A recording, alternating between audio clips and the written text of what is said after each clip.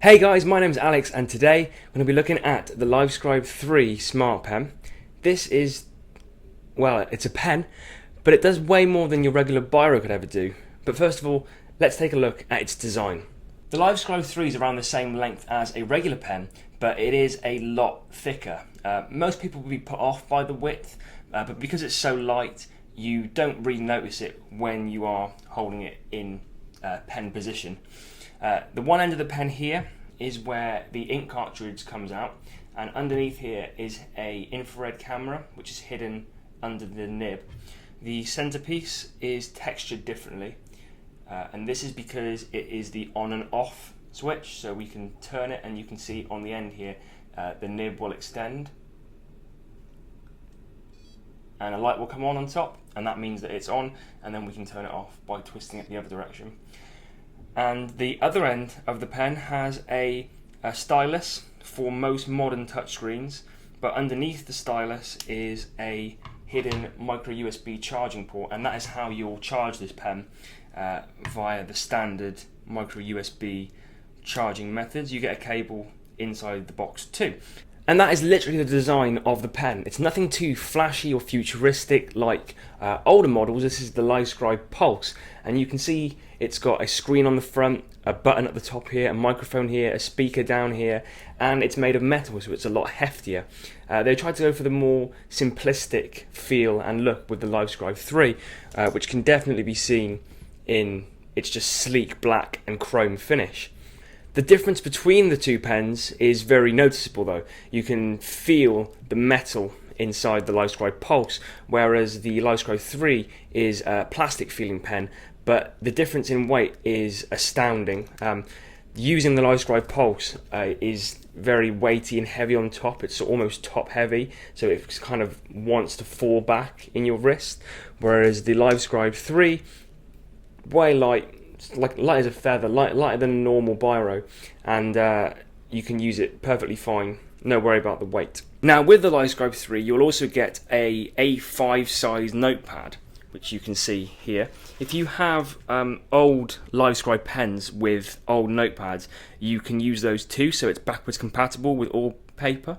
But the reason why you need this specific type of paper is because it is something called dot matrix paper. Now you can't see it very well here, it's almost invisible in fact, but there are tiny little dots which I'll try and get a close-up of and put into the video here, which the pen uses to determine its location on the page. It's actually really clever how it does it. There are also these buttons down here, a record, pause and stop button, and also tagging, starring and flagging buttons as well too.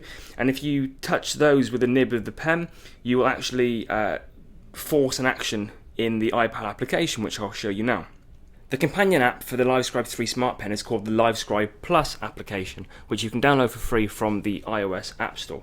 What this essentially does is collates all your notebooks into an application. So you can see here, I've got a couple of notebooks that go across the screen horizontally, and I can scroll through them both independently, see all the pages of my notebooks, and you can get an idea of what the Livescribe 3 pen actually does, what its purpose is. So if we go into my flip book here, you can see it's taken my handwriting from my notebook and transferred it into the application.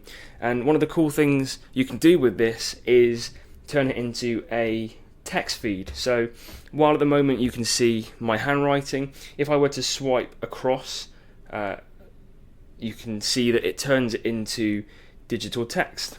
And you can take that text and send it, you can copy and paste it, you can email it, you can paste it into a Word document. I don't know, if you're one of those people who likes to write essays on paper, you can literally write it on paper and then convert it digitally to a Word document via this method. It's not completely accurate all the time.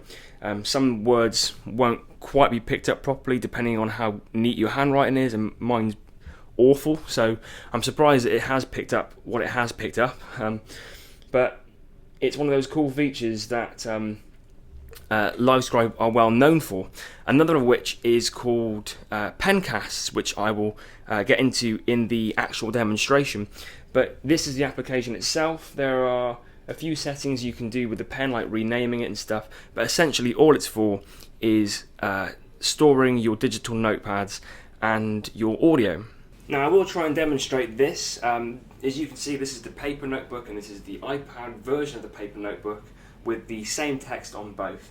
What I'll do is turn the pen on by twisting the center and the light will come on green and then switch to blue to indicate that it's paired up to the application.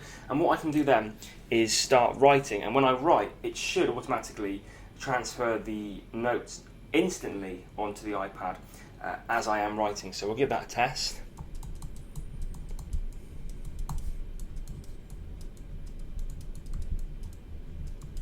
And you can see it's come across on the iPad application there, and both of them together are my handwriting essentially.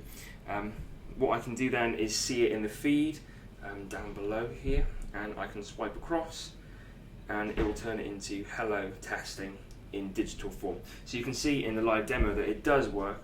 One of the cool features that Livescribe are well known for are their pen casts, which are essentially dictaphone audio recording. Now in previous models they would use the pen's built-in microphone to do audio recording, but in the new model, since the pen hasn't got a microphone built on, they'll use the iOS devices, which is actually a lot better quality than the tiny microphone in a pen could ever be.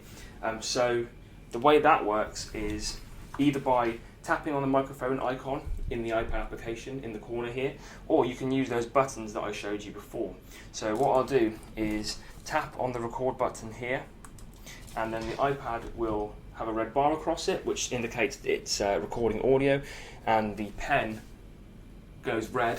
And what we can do now is, as we are writing, so if we're taking notes in a lecture for example, or in a meeting, we can write as the text, as the speech is going on, so it will capture the speech at the specific point that the note was taken. So if I stop the recording here, you can now see that there's green text on those words that we just wrote, and that means that there's audio attached to them. So if we tap on the green text and turn my volume up because I'm probably muted,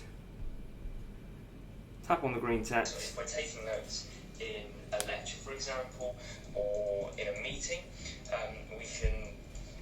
it will play back what was said during the note taking. What's really cool though is you can tap on certain parts of the note, specific bits of the note, and it will take you to that specific area of audio. So if you've done reams of notes in a lecture and you're not sure of a specific part, you can tap on, for example, we can tap on the word capture here at the specific point that the note was taken. So and it will play back the bit that I wrote down. So that is really, really handy for university students, for people who do a lot of meetings and tend to forget what the lecturer has said because they're so busy making paper notes.